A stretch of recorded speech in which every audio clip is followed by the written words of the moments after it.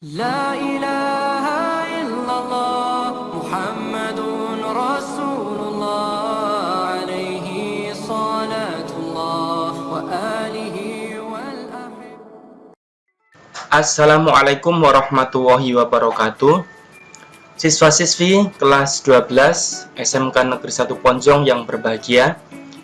Pada kesempatan kali ini, lewat video ini saya ingin menjelaskan tentang teknis pelaksanaan ujian praktek Pendidikan Agama Islam dan Budi Pekerti di SMK Negeri 1 Ponjong. Oleh sebab itu, silakan simak video ini sampai selesai. Teman-teman sekalian, pada kesempatan kali ini saya ingin menjelaskan mulai dari menu ini tentang pertama materi ujian praktek, materi apa saja yang akan diujikan pada ujian praktek kali ini, kemudian aspek penilaiannya seperti apa, kemudian tim penilai atau siapa saja yang akan menilai di ujian praktek ini, kemudian teknis pengambilan nilainya seperti apa, kemudian bagaimana kalian melaporkan untuk bisa mendapatkan nilai ujian praktek ini, dan kemudian batas akhir pelaporannya seperti apa. Anak-anak sekalian, saya tunjukkan bahwa bagaimana sih proses ujian praktek sebelum pandemi. Jadi ketika tidak pandemi, ini siswa-siswi SMK Negeri 1 Ponjong biasanya melakukan ujian praktek PAI itu mulai dari awal semester. Awal semester genap ini sudah mulai. Dan biasanya ini foto-fotonya kita praktek langsung sorokan face to face, mulai hafalan dan sebagainya, baik di masjid maupun di kelas dan sebagainya. Kita lihat ini juga ada sholatnya, baik sholat wajib maupun sholat jenazah. Ini hafalan di ruang kelas, enggak kalah semua. Kemudian ini juga hafalan untuk sedang ngantri untuk hafalan di masjid. Kemudian ini juga hafalan juga di kelas. Ini praktek sholat juga ada di kelas, kadang di masjid, menyesuaikan dengan keadaan atau jam. Kemudian ini juga kakak kelasmu yang tahun sebelumnya melakukan hal yang sama. Dan rutinitas seperti ini ketika ujian praktek sebelum pandemi. Nah, kita masuk ke sini untuk materi ujian praktek PAI BP selama pandemi ini, sebelum pandemi atau masih keadaan normal. Nah, untuk materi PAI BP atau materi ujian praktek PAI BP pada masa pandemi ini pertama perawatan jenazah. Akan tapi perawatan jenazah ini kita hilangkan dulu. Untuk nilainya kita ambilkan dari nilai praktek kelas 11 dulu. Jadi perawatan jenazah kita nggak perlu buat laporan untuk praktek ini. Tapi untuk membaca Al-Quran masih tetap membaca Al-Quran. Kita akan fokus pada Quran surat Al-Imran ayat 190-191. Jadi kalian baca Quran ayat ini. Kemudian hafalan surat pendek kita fokus pada surat Ad-Duha saja. Surat Ad-Duha saja. Kemudian untuk hafalan doa hariannya kita fokus, kalian cuma setoran satu doa harian saja, yaitu doa setelah sholat duha. Doa setelah sholat duha. Kemudian untuk biasanya praktek sholat, kemudian kita fokus hafalan doa bacaan sholat.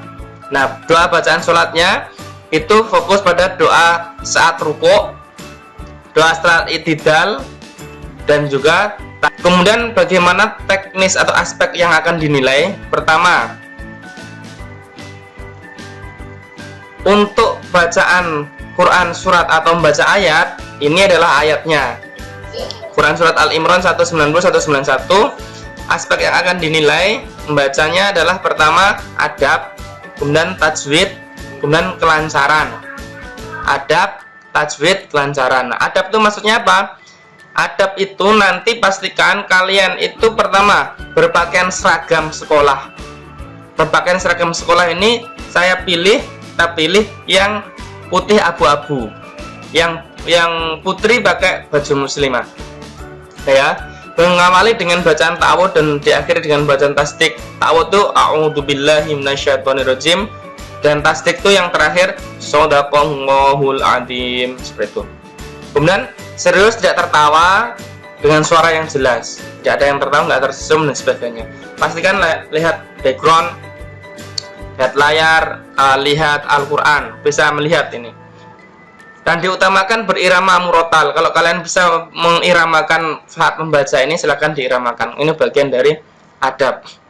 Kemudian yang kedua tajwidnya. Tajwidnya itu maksudnya apa? Yaitu membaca sesuai kaidah tajwid panjang pendeknya, kemudian membaca sesuai dengan makhorijul hurufnya.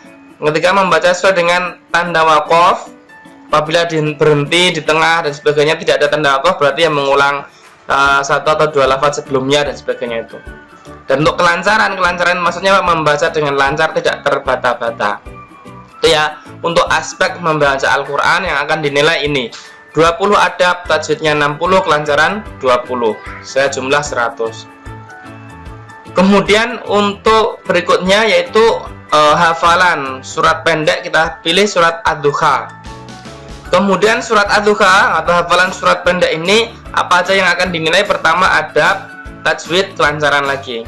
Adab itu adalah berpakaian seragam, sekali lagi berpakaian seragam waktu tampil, rapi sesuai syariat Islam, putri berjilbab. Yang kedua mengawali dengan bacaan tawad dan diakhiri dengan bacaan tasdik sama. A'udzu billahi minasyaitonir rajim. Bismillahirrahmanirrahim. Wadduha, gitu. Terus terakhir shadaqallahul adzim, seperti itu. Serius tidak tertawa dan diutamakan berirama murotal. Kalian bisa berirama murotal bagian adabnya 30, tajwidnya 30, kelancaran 40. Tajwid seperti tadi, kelancarannya. Nah, ini yang membedakan. Kalau hafalan membaca dengan lancar, tidak terbata-bata. Yang kedua, membaca sambil memejamkan mata. Doa setelah sholat duha. Nah, doa setelah sholat duha ini mungkin sebagian kalian ada yang sudah hafal, ada sebagian yang belum hafal juga sama. Nah, ini silahkan di link deskripsi itu sudah saya berikan materinya. Itu sudah ada, pertama ada lafadz Arabnya dan juga ada lafadz transliterasinya. Ya, Allahumma inna nadduha duhauka ini. Bisa dilihat di sana. Nah, aspek yang akan dinilai sama seperti yang hafalan tadi itu, hanya adabnya 40, tajwidnya 20, dan kelancaran 40. Nah, adabnya kelancaran dan adab yang lebih dominan. Ketika doa sholat duha ini serius, tidak tertawa dan suara jelas, tidak perlu diiramakan, nggak apa-apa. Kemudian sama kelancarannya membaca sambil memejamkan mata. Kemudian yang terakhir, bagian yang terakhir itu doa saat rukuk, iktidal, sujud, dan tahiyat akhir. Nah, untuk doanya tidak sengaja saya tidak memberikan di rangkuman materi, link deskripsi. Itu karena apa? Karena menghindari ikhtilafiyah, hindari perbedaan bacaan. Jadi doa yang doa yang kalian setorkan itu menyesuaikan dengan kebiasaan kalian. Misalnya kalian pakai apa, misalnya tata caranya pakai yang Muhammadiyah atau pakai yang NO atau pakai yang apa misalnya LDI atau yang lainnya, terserah sesuai dengan yang penting kalian tuh lancar dan kalian itu memang biasa menggunakan bacaan tersebut. Nah, untuk aspek yang dinilai sama seperti tadi itu, membacanya sambil memejamkan mata.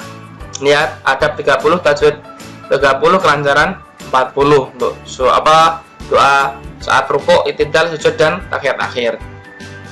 Itu adalah aspek yang akan dinilai. Jadi pastikan kalian memahaminya. Berikutnya tim penilai. Nah, tim penilai ini, perhatikan, tim penilai ini kita bagi 3. Untuk kelas otomotif itu nanti akan dinilai Bu Saro. Kemudian untuk yang kelas 12 AV itu akan dinilai saya sendiri, Pak Rifuddin. Dan untuk yang 12 MM itu akan dinilai Bu Rika. Itu ya, penilai.